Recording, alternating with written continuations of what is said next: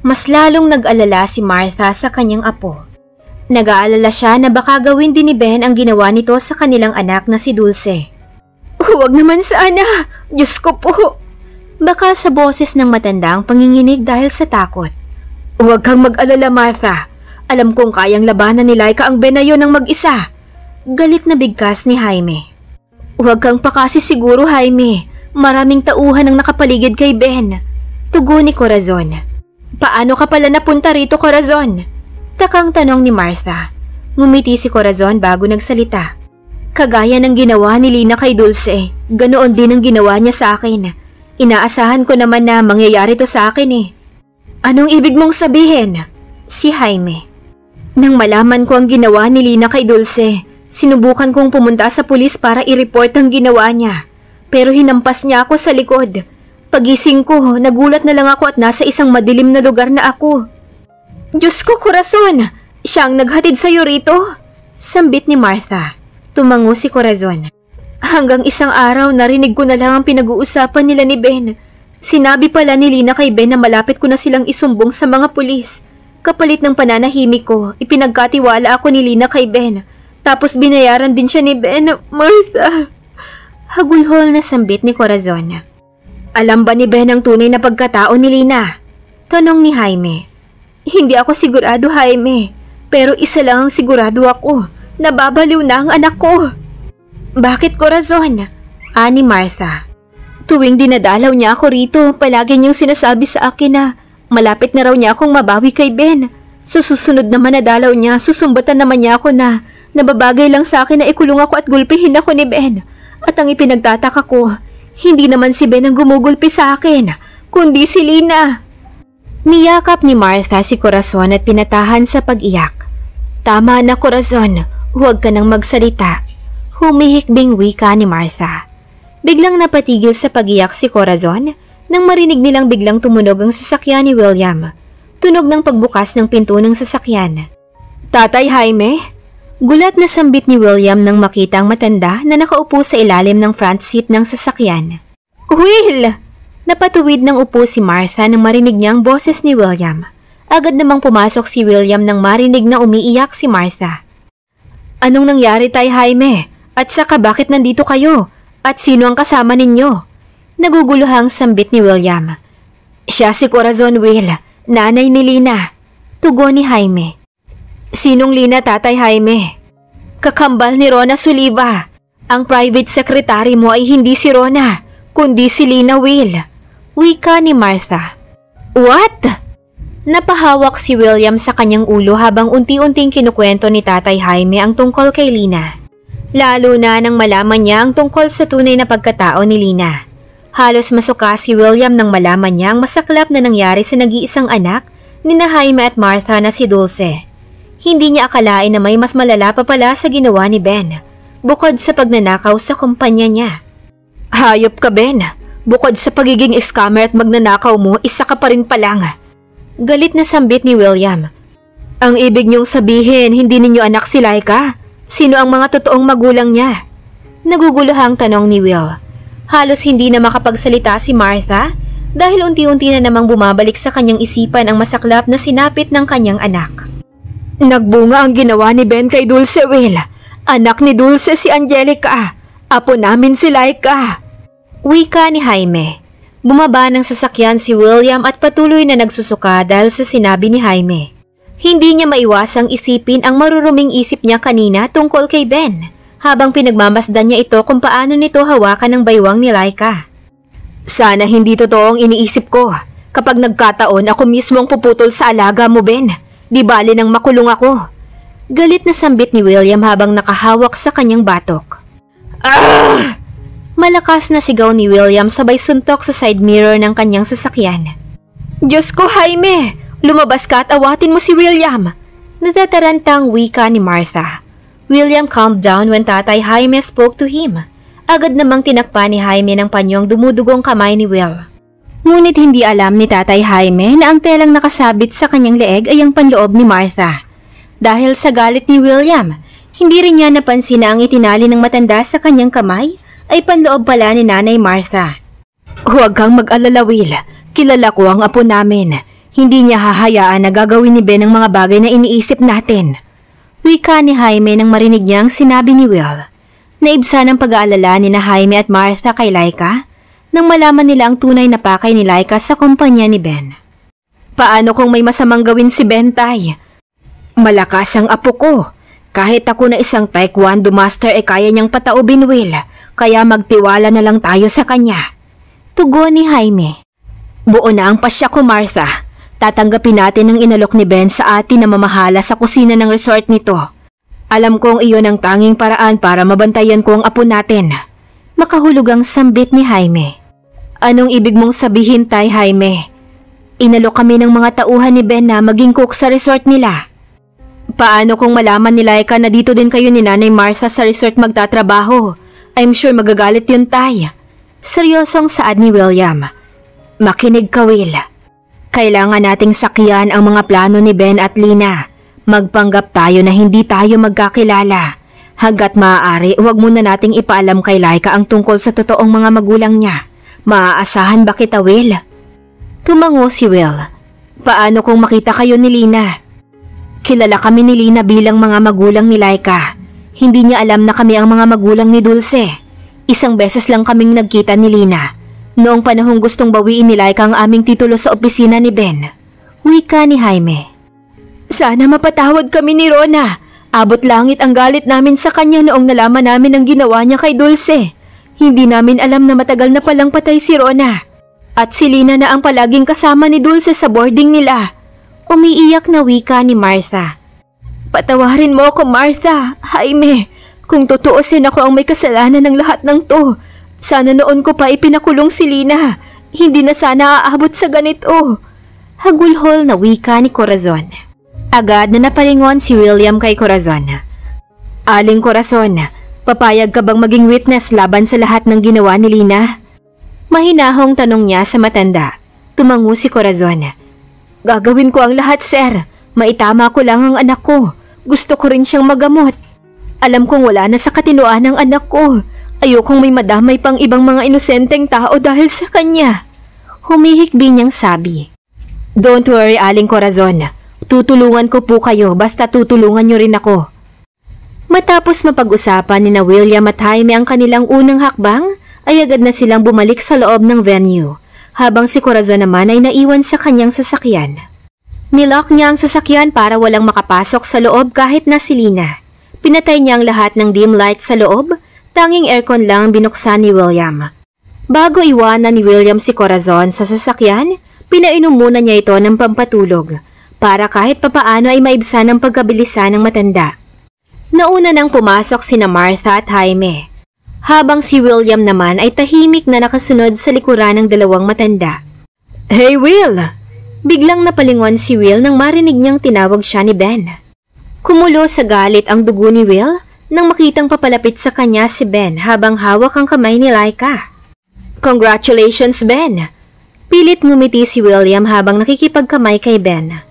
Sa halip na pasalamatan siya ni Ben ay isang malakas na tawa ang ibinato nito sa kanya. Kailan ka pa naging interesado sa mga babae, Will? Halakhak na wika ni Ben. Ano bang sinasabi mo, Ben? Kunot noong wika ni William. Come on, Will. Huwag mo na kasing i-deny, obvious naman eh. Tinali mo pa talaga sa kamay mo ang panloob ng babae mo? Patuloy na pagtawa ni Ben. Biglang napatigil sa paglalakad sina Jaime at Martha nang marinig nilang sinabi ni Ben. Hayop ka, Jaime! Pinahiya mo pa si William sa kapabayaan mo! Galit na bumulong si Martha. Ako pa ngayon ang sinisi mo. Kasalanan mo rin naman kung bakit hinubad mo pa ang panloob mo eh.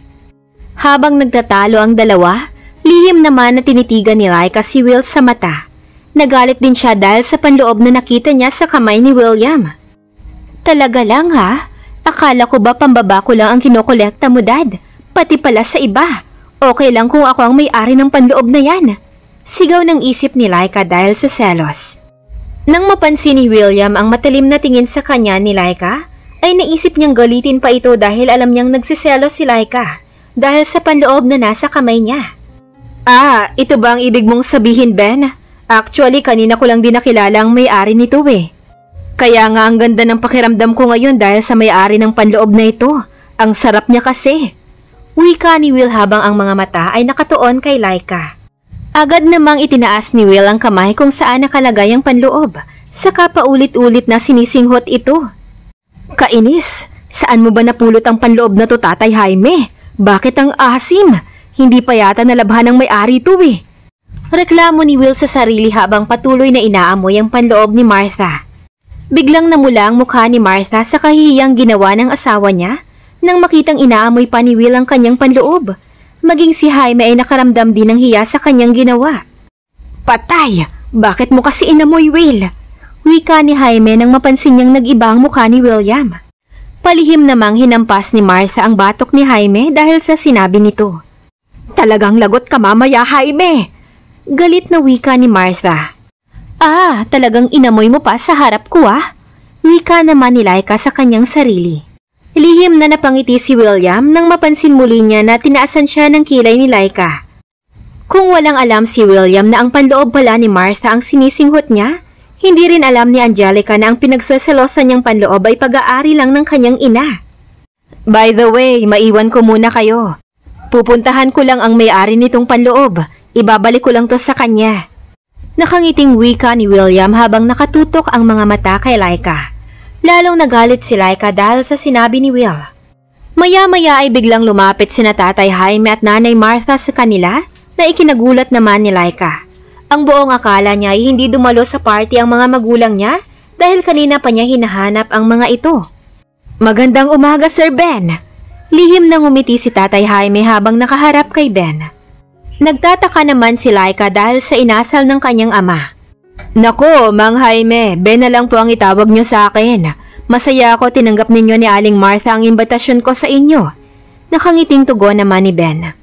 Ha? Napakahaba talaga ng sungay mo, Ben. Kung hindi kami kinaladkad ng mga tauhan mo, sa tingin mo ba pupunta kami rito? Napakagaling mo talagang magdramang demonyo ka. Sambit ni Nanay Martha sa kanyang sarili. Walang anuman, Ben. Ikinagagalak naming makapunta rito sa resort mo. Nakangising wika ni Nanay Martha. Oo nga, Ben. Kaya kami nandito dahil gusto naming ipaalam sa'yo na tinatanggap namin ang trabahong inalok mo sa amin ni Martha. Ani Tatay Jaime. Anong trabahong sinasabi mo, Tay? Nagtatakang wika ni Laika sabay hawak sa braso ng kanyang ama. Ngumiti muna si Tatay Jaime bago nagsalita. Oo anak, magtatrabaho kami ng nanay mo rito. At alam mo ba, kami ang magiging chef ng nanay mo rito. Ano? Bulalas ni Laika. Upang maiba ang kanilang usapan, ibinaling ni Tatay Jaime ang kanyang atensyon kay William na nakatayo sa likuran ni Nanay Martha. Teka, di ba ikaw yung negosyante na nakausap namin kanina sa labas? Palihim na kinadata ni Tatay Jaime si William. Yes, ako nga po. Hindi ko alam na magkakilala pala kayo ni Ben. I'm William, business partner ni Ben dito sa resort. Pakunwaring panimula ni William. Ganoon ba? Ikinagagalak kitang makilala, Sir William. Ito naman si Martha, ang aking asawa. Wika ni Jaime sabay akbay sa kanyang asawa. Napakunot ang noon ni Laika dahil sa inasal ng kanyang mga magulang at ni William. Aba, talaga lang Tay ha? Mas dinaig mo pa ang drama ni Ben sa ginagawa mong yan ha? Lihim na natawa si Laika sa kanyang sarili dahil sa pagpapanggap ng tatlo. Habang patuloy sa pag-uusap, napansin ni Laika ang suot ng kanyang ina, kaya tinanong niya ito. Sandali lang po, Nay. Bakit nakakoat po kayo? Hindi ka ba naiinitan dyan sa suot mo? Biglang napaubo si Martha nang marinig ang sinabi ni Laika. Kaya isinuot niya ang coat na nasa sasakyan ni William dahil manipis ang tela ng blouse na suot niya. Ayaw niyang mapansin ng iba na wala siyang suot na panloob. Lihim namang natawa si Jaime nang makita ang reaksyon ni Martha dahil alam niyang kahulugan ng pag-ubo ng kanyang asawa. Nako, masanay ka na sa nanay mo anak. Alam mo namang sanay magsuot ng sweater yan eh. Biglang sambit ni Jaime. Habang patuloy sa pag-uusap sina Tatay Jaime at Ben, tahimik namang umalis si William. At nang mapansin ni Laika ang pag-alis ni William, agad naman siyang nagpaalam sa kanyang mga magulang. Tay, Nay, wag po kayong aalis dito Pupunta lang ako sa washroom saglit. Tumango si Jaime. Sige anak, hihintayin ka namin ng nanay mo rito. Sagot niya. Nilingon ni Laika si Ben. Pwede bang iwan ko muna ang mga magulang ko sa'yo, Ben? Tumango naman si Ben. Hinalikan muna ni Laika ang kanyang mga magulang bago sinundan si William.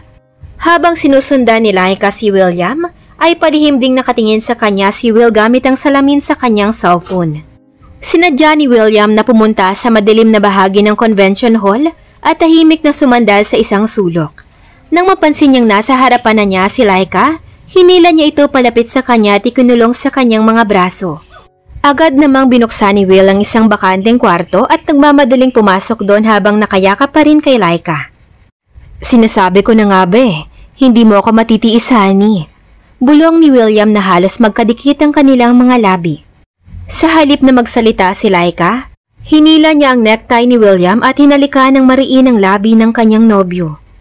Ngayon mo sabihin sa akin, Dad, sino ang mas magaling humalik sa amin? Ako ba o ang babaeng may-ari ng panloob na yan, ha? Singhal ni Laika na halos mangiyak-ngiyak na dahil sa selos. Bigla namang tumawa si William nang makita ang reaksyon ni Laika. Sa tingin mo ba'y magagawa ko ang sinabi ko kanina? Hinalikan muna ni William ang labi ni Laika bago muling nagsalita. Kahit ilang milyong babae pa ang magtanggal ng panloob sa harap ko, hinding-hindi ko sila papatulan. Ikaw lang ang babaeng mamahalin ko at tinitibok ng puso ko, honey. Makabuluhang saad niya, unti-unting tumulo ang mga luhang pilit na pinipigilan ni Laika nang marinig niyang sinabi ni William. Tinapik ni Laika ang dibdib ni William. Kaninong panloob yang nasa kamay mo? At saka bakit kailangan mo pang itali yan sa kamay mo, ha? Hikbing wika ni Laika. Pinunasan ni Will ang mga luha ni Laika. Ewan ko nga rin kay Tatay Jaime. Hindi ko rin napansin kanina na panloob na pala ang ginamit niyang pantali sa sugat ko. Ipapahamak pa yata ako ng tatay mo Nakangiting wika ni William. Ano? Si tatay ang naglagay niyan sa kamay mo? Natawa na rin si Laika nang maisip ang kakulitan ng kanyang ama. Agad namang itinaas ni Laika ang kamay ni William, saka inamoy ang brang nakapulupot sa kamay nito. Bigla naman siyang sinaway ni William. No, Han, bakit mo inamoy? Nag-aalalang wika ni William. Hindi makapagsalita si Laika dahil natatawa siya nang maamoy niya ang kakaibang amoy ng kanyang ina. Hindi nga siya nagkamali. Pag-aari ng kanyang ina ang panloob na nasa kamay ni William. Han, bakit ka tumatawa? Kunot noong wika ni William. Umiling si Laika at pilit na tumigil sa pagtawa. Teka, bakit may sugat ang kamay mo? At saka di ba may bandage naman sa sasakyan mo? Bakit panloob pa ni nanay ang ginamit niyong pantakip sa sugat mo, Dad? What? Ibig sabihin panloob ni Nanay Martha ang inamoy ko kanina? Gulantang nasambit ni William. Muling nagtawanan sina Laika at William habang iniisip nila ang kapilyuhan ni Tatay Jaime. Maya-maya ay biglang hinatak ni William si Laika at saka muli niya itong ikinulong sa kanyang mga braso. Alam mo ba kung gaano kita kamiss, Han? Halos gabi-gabi akong hindi makatulog kasi wala ka sa tabi ko. Seryosong saad ni William habang nakatitig kay Laika. I'm sorry, Dad, kung hindi ako nakapagpaalam ng maayos sa'yo. Iniisip ko kasi na baka hindi mo ako payagan sa mga plano ko. Ani Angelica. Ngumiti si William. Kung ano man ang plano mo, susuportahan kita. Lahat ng laban mo ay laban ko na rin. Kaya wag mo na ulit gawin yon, okay? Lahat ng mga plano mo dapat ipaalam mo rin sa akin. Nakahanda kaming tumulong ni Tatay Jaime. Biglang natigilan si Laika nang marinig niya ang pangalan ng kanyang ama. Anong ibig mong sabihin, Dad? Nag-usap na kami ni Tatay Jaime at Nanay Martha tungkol sa mga plano namin. Magtatrabaho ang mga magulang mo rito sa resort bilang tagaluto, Laika. Ipinaliwanag ni William kay Laika ang lahat ng plano nila ni Jaime. Kaya ba nagkunwari kayong hindi magkakilala sa harap ni Ben? Tanong ni Laika. Tumango naman si William. Hindi ba sila nagalit sa akin, Dad? Malungkot na boses na bigkas ni Laika. Umiling si William. Malaki ang tiwala ni Tatay Jaime sa iyo, Han. Alam mo bang proud na proud din sa iyo si Nanay Martha? Muling tumulo ang luha ni Laika dahil sa sinabi ni Will, kaya niyakap niya ito ng mahigpit. Inangat ni William ang mukha ni Laika at muling hinalikan ang labi ng dalaga. Dad, pwede bang huwag muna ngayon? Baka hanapin ako ni Ben. Nauutal na bigkas ni Laika. Muling uminit ang ulo ni William nang banggitin ni Laika ang pangalan ni Ben. Can you stop mentioning his name, Han? At saka wala siyang pakialam kung saan ka pupunta at kung ano ang gagawin mo, right? Baka sa mukha nito ang galit at selos kay Ben. Hinawakan ni Laika ang magkabilang pisngi ni William. Makinig ka sa akin, Dad. Wala kang dapat ipag-alala sa akin. Hinding-hindi ko papatulan ng hayop na Ben na yun. Paano kung may masamang balak siyang gawin sa'yo? Paano kung pinainom ka niya ng tubig o alak na may halong gamot o Putol na sambit ni Will. Hindi na natapos ni Will ang sasabihin dahil hinalikan agad ni Laika ang kanyang labi. Hinding-hindi mangyayari sa akin yun, Dad. Magtiwala ka lang, okay?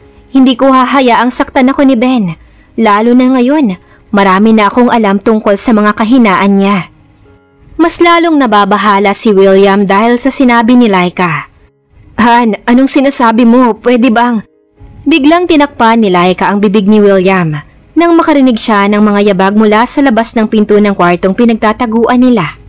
Boss, wala po si Ma'am Angelica sa banyo ng mga babae. Hindi ko rin siya mahanap sa labas ng convention hall, boss. Si William Bautista, nakita niyo ba? Biglang nagkatinginan sina Laika at William nang marinig nila ang nag-uusap na si Ben at mga tauhan nito sa labas ng kwarto na kanilang pinagtataguan. Nang mapansin ni Laika ang mga anino na papalapit sa kanilang kinaroroonan, ay napansin niya ang malalaking butil ng pawis ni William sa mukha nito. Maya-maya ay rinig nila ang pagtunog ng doorknob, hudyat ng pagbukas nito. Subalit bago ito nabuksan ay rinig nila ang boses ni Tatay Jaime. Ben, nandito ka pala. Kanina pa kita hinahanap. Itatanong ko lang sana kung kailan kami lilipat ni Martha dito sa resort. Tinanong ko si Laika. Mas maganda raw na ikaw ang tanungin ko dahil hindi niya rin alam. Pagsisinungaling ni Jaime. Biglang kumunot ang noo ni Ben dahil sa sinabi ni Jaime. Nakita mo si Angelica? Oo, bakit? Nandoon sila sa tabi ng dagat kasama si Martha. Baka sa mukha ni Ben ang tuwa nang marinig ang sinabi ng matanda. Good, kanina ko pa kasi siya hinahanap. Itatanong ko rin sana sa kanyang tungkol sa paglipat niyo ni Aling Martha dito sa resort. Ha! Tuta ka rin pala, hayop ka. Akala ko ba matalino ka? Mas bobo ka pa yata sa asong gala, ulol. Singhal ni Tatay Jaime nang napaniwala niya si Ben sa kanyang sinasabi. Nang makaalis na si Ben kasama ang kanyang mga tauhan, ay agad na binuksan ni Jaime ang silid kung nasaan sina Laika at William. Lumabas na kayo, bulong ng matanda. Paglabas ni Laika ay agad niyang niyakap ang kanyang ama. Paano mo nalaman na nandito kami, Tay? Sinusundan ko ang isa sa mga tauhan ni Ben. Nang marinig kong pinapahanap ka niya, wala naman ibang bakanting kwarto rito maliban dito eh. Nang hindi ko kayo mahanap, bumalik ako rito. Salamat po, Tay. Naku, parang hindi mo ako kilala. Teka, nasabi na ba sa'yo ni William ang tungkol sa mga plano namin?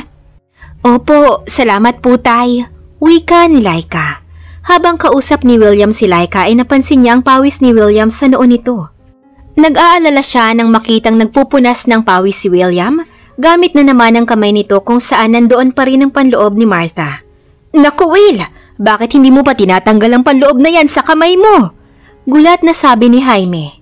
Lumapit siya kay Will at tinanggal ang panloob sa kamay nito para palitan ang benda na nasa bulsa niya. Baka maimpeksyon pa tong sugat mo dahil sa panloob na to eh. Kasalanan ko pa kapag nagkataon. Pagrereklamo ni Jaime. Sabay nagtawanan sila Laika at William habang tinatanggal ni Jaime ang panloob sa kamay ni Will. Sige na, Laika, puntahan mo na ang nanay mo para pagdating ni Ben doon ay makita niya kayong magkasama ng nanay mo. Doon ka na sa likod ng building dumaan. Agad namang sinunod ni Laika ang utos ng kanyang ama, habang si William naman ay palihim niyang dinala sa VIP Area Convention Hall para hindi ito pagdudahan ni Ben. Kabisado na ni Tatay Jaime ang buong resort, kaya madali na lang para sa kanya ang lahat ng kanyang ginagawa. Magtagumpay kaya sila sa kanilang misyon?